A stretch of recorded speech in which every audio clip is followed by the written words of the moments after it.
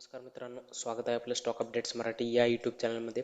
तर मागच्या 2 दिवसामध्ये मी 2 ट्रेड्स घेतलेले होते. तर ते मी तुम्हाला आजच्या व्हिडिओमध्ये एक्सप्लेन करणार आहे.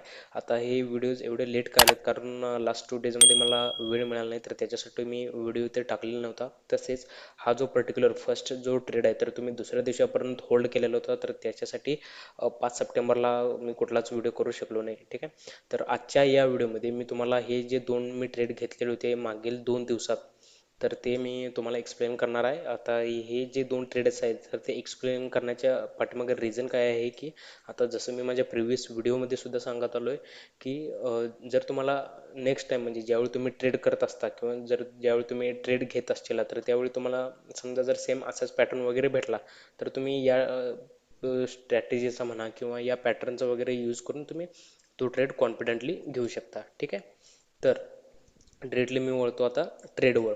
तर सर्वप्रथम मी काय केलं की ज्यावेळी मी म्हणजे ट्रेड वगैरे घेतो किंवा कुठलाही चार्ट वगैरे बघतो, तर सर्वप्रथम मी इथं सपोर्ट अँड रेजिस्टन्स ड्रॉ करून घेतो की जेणेकरून आपल्याला एक प्रोबॅबिलिटी म्हणजे एक शक्यता कळते की बाबा ते पर्टिक्युलर जे चार्ट आहे तर ते त्या त्या लेवलपर्यंत जाऊ शकते. ठीक आहे. म्हणजे एक तुम्ही असं धरून चालू शकता की बाबा हां, इथे इथं पण माझं फर्स्ट टार्गेट असणार आहे किंवा सेकंड टार्गेट असणार आहे. ओके.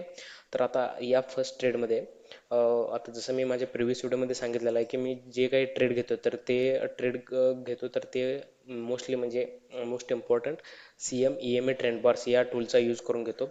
आता या टूलबारचं लॉजिक काय सांगते की ज्यावेळी ही जी पर्टिक्युलर लाईन आहे ही CME टूलची जी लाईन आहे ही निफ्टी फिफ्टी क्रॉस करायला पाहिजे आणि त्याच्यानंतरची जी कॅन्डल आहे तर ती या प्रिव्हियस कॅन्डलच्या वर क्लोज व्हायला पाहिजे. ठीक आहे. मी अजून एकदा इथे झूम करतो म्हणजे तुम्हाला एकदम डिटेलमध्ये कळून जाईल.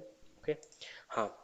आता इथं या लाईन या लाईनच्या वर इथं या पर्टिक्युलर कॅन्डलची क्लोजिंग झाली पाहिजे, प्लस ही जी सेकंड कॅन्डल आहे ही पण सुद्धा याच्या वरच क्लोज व्हायला पाहिजे, तरच आपण या ट्रेडमध्ये एंट्री करणार आहोत. तर हे जे पर्टिक्युलर ट्रेड आहे तर हे सांगतं हे CME ट्रेंड बारचं. ओके. आता जर तुम्ही माझ्या खूप साऱ्या प्रिव्हियस व्हिडिओजमध्ये जर बघितलं असेल तर मी खूप वेळा विथ लॉजिक एक्सप्लेन केलेलं आहे हे पर्टिक्युलर टूल काय करते आणि ते वर्क कसं करते. ठीक आहे. जर तुम्हाला डिटेलमध्ये हवे असेल तर CME ट्रेंड बार्सवर मी एक डिटेलमध्ये व्हिडिओ घेऊन येईन आणि विथ RSI सुद्धा, की जेणेकरून तुम्हाला कन्फर्मेशनसुद्धा मिळेल. जर ते तुम्हाला व्हिडिओ हवे असेल तर तुम्ही कमेंटमध्ये तसं मेन्शन करू शकता, तर मी ते व्हिडिओ क्रिएट करेन. ठीक आहे. तर आता परत एकदा वळू आपण ट्रेडवर. तर इथं एंट्री केल्यानंतर माझा जो स्टॉप लॉस होता तर तो होता या कॅन्डलचा लो. इथे तुम्ही पाहू शकता हे मी ट्रेडिंग व्ह्यूवर इथं ड्रॉ केलेलं आहे. ओके. ट्रेडिंग व्ह्यूवर या आजचा दिवसाचा लो होता इथे एक ऑलरेडी आपली एक सपोर्ट लाईन येते. ठीक आहे. तर त्यानंतर या कॅन्डलचा लो हा आपला स्टॉप लॉस असणार आहे आणि जो म्हणजे टार्गेट असणार आहे तर ते माझं फर्स्ट टार्गेट होतं हे म्हणजे जवळपास 17,759चं. कारण इथे तुम्ही पाहू शकताय जसं मी सपोर्ट अँड रेजिस्टन्स वगैरे ड्रॉ केले तर त्यानुसार आपल्याला इथं फर्स्ट टार्गेट आणि इथं सेकंड टार्गेट वगैरे कळतात. आता ही जी सेकंड टार्गेट होतं तर तुम्ही इथं पाहू शकता ऑलरेडी इथे एकदा या निफ्टीने सपोर्ट मारलेला होता, तर त्याच्यासाठी मी एक इथं रेजिस्टन्स लाईन इथे ड्रॉ केलेली आहे. ठीक आहे. तर सपोर्ट आणि रेजिस्टन्सचा मेन इफेक्ट हा होतो की आपल्याला एक टार्गेट मिळते की बाबा हा त्या त्या पर्टिक्युलर झोनपर्यंत निफ्टी किंवा जे काही पर्टिक्युलर चार्ट असेल तर ते जाऊ शकते. ठीक आहे. तर आता या पर्टिक्युलर ट्रेडमध्ये झालं काय की जशी मी इथे एंट्री घेतली तर त्यानंतर पूर्ण दिवसभर मार्केट साईडवेजमध्येच होतं. निफ्टी जे काय असेल तर ते साईडवेजमध्येच होतं. तर यामध्ये काय झालं की माझं एकतर स्टॉप लॉस सुद्धा हिट झाला नाही आणि फर्स्ट टार्गेट सुद्धा इथे हिट झालं नाही. तर त्याच्यामुळे मी काय डिसिजन घेतलं की नेक्स्ट डेवर आपण ट्रेड होल्ड करूया, कारण आता आपण ऑलरेडी ट्रेडवर एंटर तर झालेलो. तर मी जे काही माझं ट्रेडिंग सेटअप असेल किंवा जे काही माझं रूल्स वगैरे असतील तर मी त्याला स्टिक राहिले पाहिजे. जोपर्यंत माझं फर्स्ट टार्गेट हिट होत नाही किंवा स्टॉप लॉस तर एक हिट होत नाही तोपर्यंत मी त्या ट्रेडमधून एक्झिट होणार नाही. ठीक आहे. आता यामध्ये सर्वात मोठी रिस्क काय होती की दुसऱ्या दिवशी समजा जर निफ्टी गॅप डाऊन ओपन झालं असतं तर माझा 100% इथं स्टॉप लॉस खूप मोठ्या प्रमाणात हिट झाला असता आणि आता इथं गॅपअप इथं खूप चांगल्या प्रकारे ओपन झाले तर सुदैवाने इथं मला चांगला प्रॉफिट सुद्धा झालेला आहे. तुम्ही इथं पाहू शकता जसं दुसऱ्या दिवसाची ओपनिंग झाली तर गॅपअप झाली, तर मी या पर्टिक्युलर कॅन्डलला आय थिंक ऑलमोस्ट या लेवलला जवळपास 17,719ला सेल करून मी तो या पर्टिक्युलर ट्रेडमधून प्रॉफिट बुक करून एक्झिट पडलो. आता मित्रांनो, या केसमध्ये तुम्ही काय करू शकता, जर तुमची तेवढी पर्टिक्युलर रिस्क घेण्याची तयारी असेल की बाबा हा स्टॉप लॉस माझा इथं खूप मोठा हिट होऊ शकतो किंवा तुम्ही ते बिअर करू शकता, तर तुम्ही नक्कीच दुसऱ्या दिवसासाठी इथं होल्ड करू शकता. पण माझे जे रूल होतं, तर या ट्रेडमध्ये मी शिकलो काय की बाबा पर्टिक्युलर ट्रेडमध्ये तुमचं जे काही टार्गेट असेल किंवा जे काही स्टॉप लॉस असेल, तर ते तुमचं हिट झाल्याशिवाय तुम्ही त्या पर्टिक्युलर ट्रेडमधून एक्झिट होऊ नका. ओके, तुम्ही जे काही टार्गेट सेट केला असता किंवा रूल सेट केला असता, तर त्याला स्टिक राहा, म्हणजे त्यालाच लागून राहा, की जेणेकरून तुम्हाला म्हणजे एक्सपेक्टेड किंवा अनएक्सपेक्टेड प्रॉफिटसुद्धा होईल, किंवा ॲज पर चार्ट्स ते लॉससुद्धा होऊ शकतं. पण जर तुम्ही स्टॉप लॉस जर रिस्क मॅनेजमेंट आणि स्टॉप लॉस जर तुम्ही नीट सेट केला असशील तर तेवढे चान्सेस कमीच आहेत लॉस होण्याचे. ठीक आहे, म्हणजे सांगायचा मुद्दा हाच आहे की या ट्रेडमध्ये आपण टूलचा यूज केला. ओके, त्यानंतर दुसऱ्या दिवशीपर्यंत जोपर्यंत आपलं जे काही रूल्स होते तर ते कम्प्लीट होऊपर्यंत आपण त्याचं वेट केला, आणि जसं ते आपल्याला मिळालं तर त्या ट्रेडमधून आपण एक्झिट झालो. तर हा होता पहिला ट्रेड. त्यानंतर आपण डिरेक्टली वळू दुसऱ्या ट्रेडवर. आता दुसऱ्या दिवशी म्हणजे 6 सप्टेंबरला काय झालं की ऑलरेडी मी सकाळी म्हणजे जो कालचा प्रिव्हियस डेचा जो हा होता ट्रेड होता, तर तो मी बुक करून इथून एक्झिट झालेलो होतो. ओके, तर त्यानंतर मी फक्त एक स्मॉल ट्रेड घेणार होतो, कारण ऑलरेडी माझा कालचा खूप चांगल्या प्रकारचा एक प्रॉफिट झालेला होता. आणि जर मी समजा जर ओव्हर ट्रेड जर करायला गेलो तर होऊ शकत असतं की बाबा मला एक थोडाफार का होईना जर लॉसमध्ये जर गेलं असतं तर झालं असतं, की पॉसिबिलिटी तिथं झाली असते की बाबा मला लॉससुद्धा झाला असता. ओके, तर त्यानंतर दुसरा ट्रेड मी तरी पण घेतला त्या पर्टिक्युलर म्हणजे दुसऱ्या दिवशी.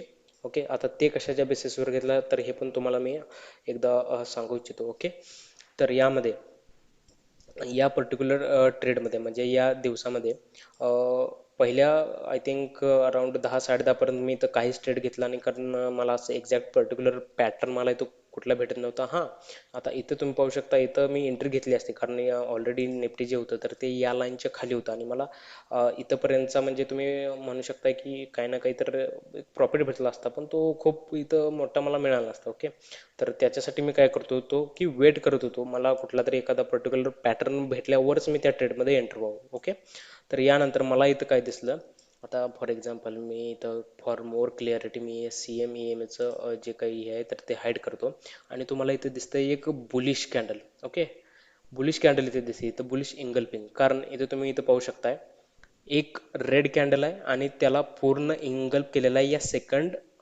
ग्रीन कॅन्डल आहे. ठीक आहे, तर हे तुम्ही म्हणू शकता एक बुलिश इंगल्फिंग, आणि तुमची जी एंट्री असत होती तर इथं असत होती, आणि तुमचं जे स्टॉप लॉस ते तुम्ही हे ठेवू शकला असता, आणि तुमचं जे टार्गेट आता जसं मी इथं रेजिस्टन्स वगैरे ड्रॉ केले तर ते तुम्ही सेट करून ठेवला असता. ओके, तर त्याप्रमाणे तुम्ही तसं ट्रेड घेतला असता. पण मी काय केलं की for more clarity, for more confirmation, मी या पर्टिक्युलर जे काही टूल आहे तर त्याचा मी इथं यूज केला, आणि जोपर्यंत ही कॅन्डल क्रॉस होत नाही तर तोपर्यंत मी वेट केला या या ट्रेडमध्ये, आणि त्याच्यानंतरच या दुसऱ्या कॅन्डलमध्ये मी एंट्री घेतली. आता मी हे जरा थोडं नीट करून घेतो, म्हणजे तुम्हाला अजून एकदा टोटल क्लिअर होऊन जाईल. ठीक आहे, हां, तर हा असा माझा ट्रेड होता.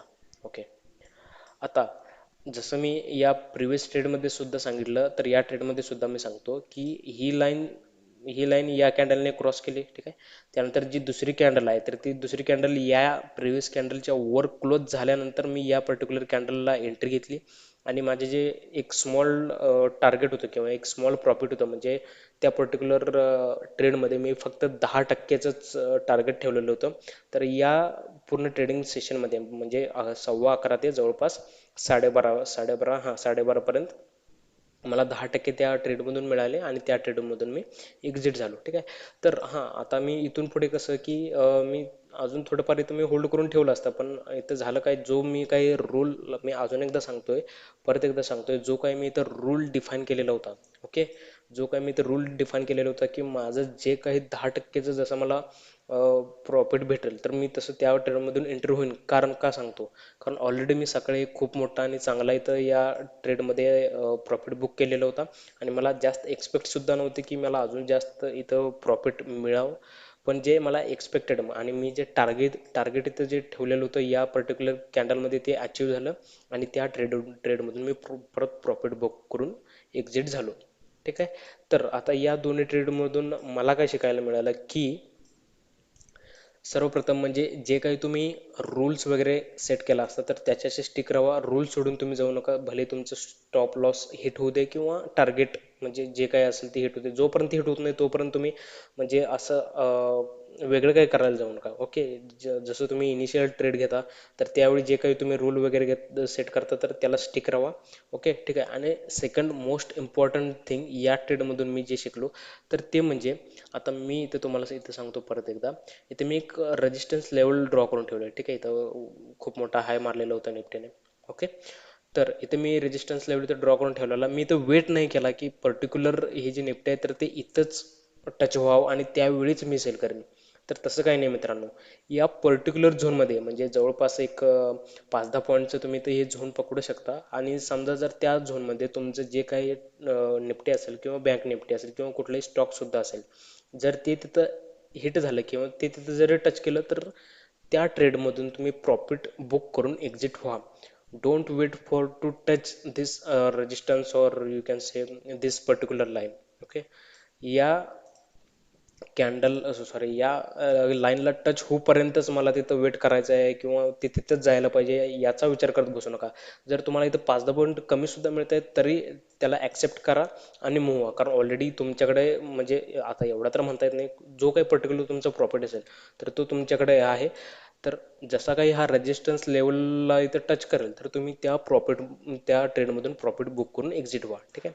तर दोन मेन गोष्टी या ट्रेडमधून आपण हे शिकलो की जसा रेजिस्टन्स झोनमध्ये आपण गेलो कॉलिंग साईडला तर तिथं आम्ही सेल करणार आहे आणि सपोज जर आपण सेलिंग साईडला सपोर्ट झोनमध्ये जर ते गेलं तर आपण तिथं शॉर्ट करणार म्हणजे त्या ट्रेडमधून एक्झिट होणार आहे. आणि दुसरी गोष्ट म्हणजे की जे काही तुम्ही ट्रेडिंग साठी जे काही रूल्स आणि सेटअप जे काही डिफाईन केला असता तर त्याच्याशी स्टिक राहा. जे काही तुम्हाला एक्सपेक्टेड किंवा अनएक्सपेक्टेड जे काही प्रॉफिट असेल तर ते तुम्हाला मिळून जाईल. ठीक आहे. तर हे जे असे दोन ट्रेड होते की जे तुम्हाला आजच्या या व्हिडिओमध्ये शिकायला भेटले. जर तुम्हाला हा व्हिडिओ आवडला असेल तर प्लीज लाईक करा, शेअर करा, आपल्या चॅनलला सबस्क्राईब करा.